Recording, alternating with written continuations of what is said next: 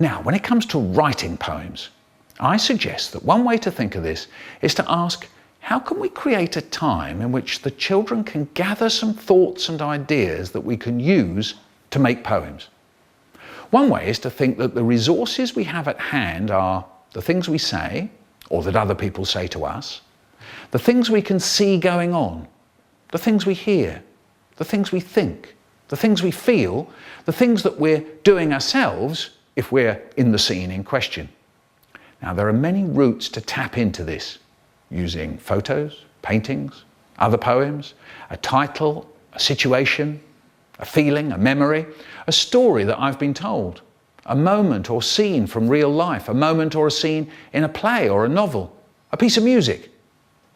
If we ask a question for each of these resources, as I've called them, then we can pool the answers. So let's say we started from a situation like breakfast time at home, and we ask, what can you see going on? You can pool the answers on a big piece of paper and pin that up. Same again for each of the others. Saying, that's you and others. Thinking, hearing, feeling, seeing going on, doing. So you end up with a series of big posters of all the things that people have come up with.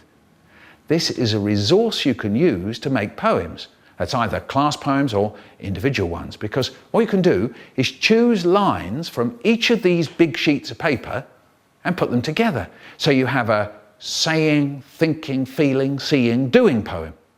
You can show, that's either by doing it yourself or by comparing what you're doing with poems that have already been written and published, that you can make poems out of just one or two of these different resources. So you could write a seeing poem about breakfast, or a saying poem about breakfast, or you could write a thinking and feeling poem interrupted by hearing, and so on. There are also ways in which you can introduce patterns to what you're writing through rhythm, repetition, and chorus. If you've got a poetry-friendly classroom going, then these are the secret strings I've talked about that you've probably started to notice. Using this range of words to describe writing, saying, seeing, hearing, thinking, feeling, and impossible writing, I'm going to come to that in a minute, actually gives you a range of very accessible ways of talking about poems that you read.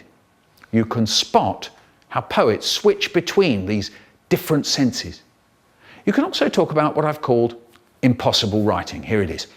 You can show that you can write things that don't make sense, and yet, in a funny way, they do. Take Hey Diddle Diddle. A cow jumps over a moon, and a dish runs away with a spoon. Well, that's quite odd and is meant to be a bit funny, perhaps. But you can also do impossible writing about sad, scary, or mysterious things like the bed started to eat me, the sky bent down, the lemon drove off. This gives us another resource, another way of thinking that we can introduce into real situations like breakfast, or as a way of writing in itself, say about autumn or the market or whatever. In one workshop I did where we were looking at a sad scene in a photo, a child wrote, "And the leaves called out my name." Don't forget, you can always write poems for your class or about your class and with your class. Don't forget, there are fantastic resources to help you with poetry. You can invite a poet to come to your school. There's bound to be poetry readings at a local book festival. There are poetry CDs, videos and websites like the Poetry Archive.